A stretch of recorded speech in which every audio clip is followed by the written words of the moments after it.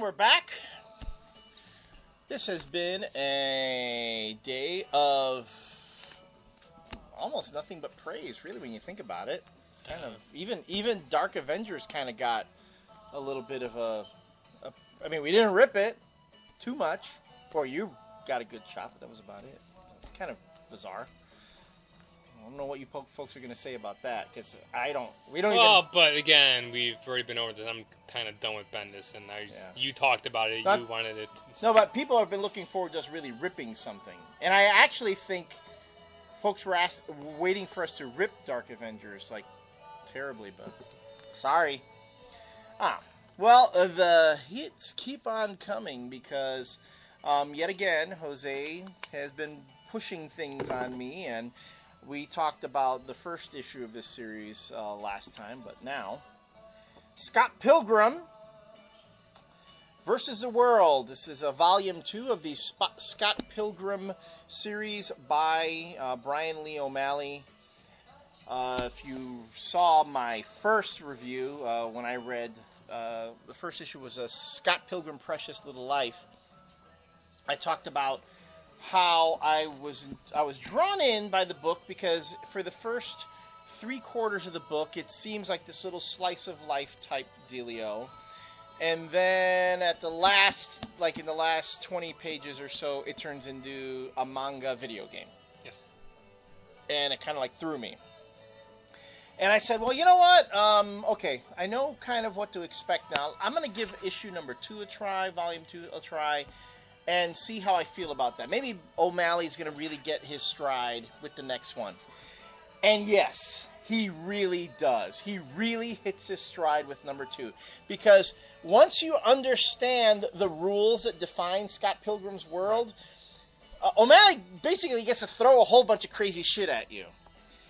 And I have to say, this one was actually way more entertaining than the first one, because you still get that slice of life stuff, but then O'Malley gets to throw in all this cool, again, the pop culture references to video games and all that. You get to see more about the girls.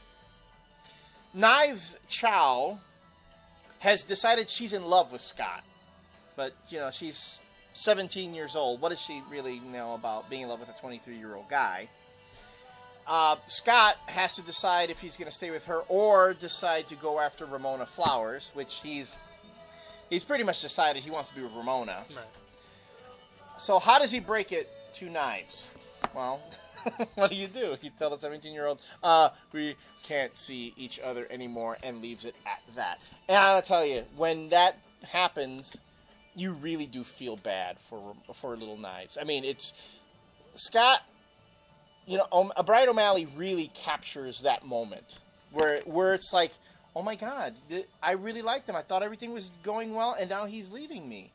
And to preface that, it's kind of like a little bit of a dick move there, Scott Pilgrim. It is a bit of a dick move, but the other thing too is that you also see you preface even that with this kind of a prologue where you see a younger Scott Pilgrim working his way through, and you meet one of his first loves. Mm-hmm. And that is really heartbreaking when you see how that goes. How things ultimately end there. So, yeah, he's being a bit of a dick, but he's kind of being a guy. Well, just when you think the book is getting too serious and it's getting to be too much of an indie teen angst thing, well, then you throw in a kung fu fight between Knives and Ramona in the middle of the library. Which, if you read the first issue, makes perfect sense. Right. It makes perfect sense. And you have all this great humor and these action set pieces and so on. Oh, and another great thing. In issue 1, Scott Pilgrim gave us the chords to a song that Sex Babam sings. Fine? Mm-hmm. In issue 2, the band gets together and makes shepherd's pie. And you get the recipe to make your own shepherd's pie along with the band.